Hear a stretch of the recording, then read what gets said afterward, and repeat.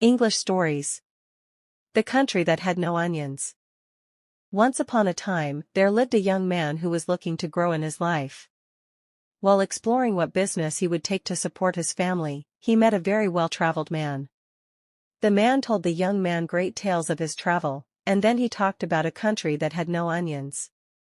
No onions, exclaimed the young man. In all his life, he had never heard of such a thing.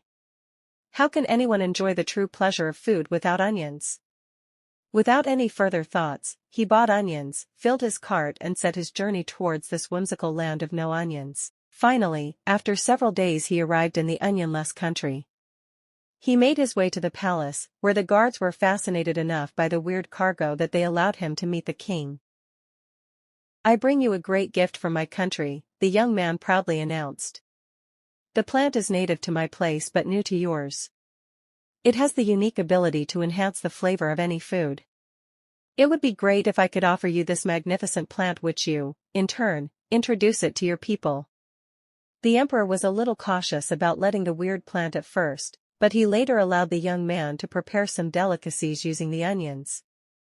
The young man used all his culinary skills to prepare the feast using the onions. All the empire's ministers, the nobility and senior officials were invited to the dinner that night. After the young man did the initial tasting, the feast commenced. Then, everyone in the room started eating the food.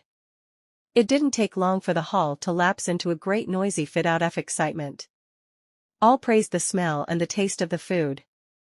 The king thanked the young man profusely, demanded the entire batch of onions, and paid him its weight in gold. On his journey back home, the young man met a trader. He shared his magnificent story about the country. For hours that night, the young man recounted the splendor and magnificence he had seen in that faraway land, where gold was worth less than onions. He also told the trader that he learned that the country did not have garlic. The trader was excited to learn that and thought he could replicate the young man's success by introducing garlic to the country. Garlic is infinitely more tasty and aromatic. If they were giving gold for onions there, he could expect diamonds for garlic, he thought. The enterprising trader carried huge bags of garlic and took on the journey to the country without garlic, with the riches he was sure to receive jingling merrily in his mind.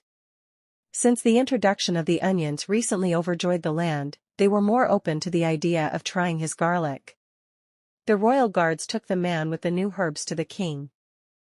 The king asked him to prepare a feast using garlic. The trader was very excited and made several tasty dishes using garlic. The garlic received even more praises than the onions, as he had expected. The emperor discussed with his ministers for a long time the reward for their noble guest who introduced them to the garlic. After some discussion, they all agreed that the gold was not enough for such delicious food. So they decided to reward him with the most precious thing they had to offer. What can be more precious than gold? Onions. That night, the trader returned home with bags full of onions.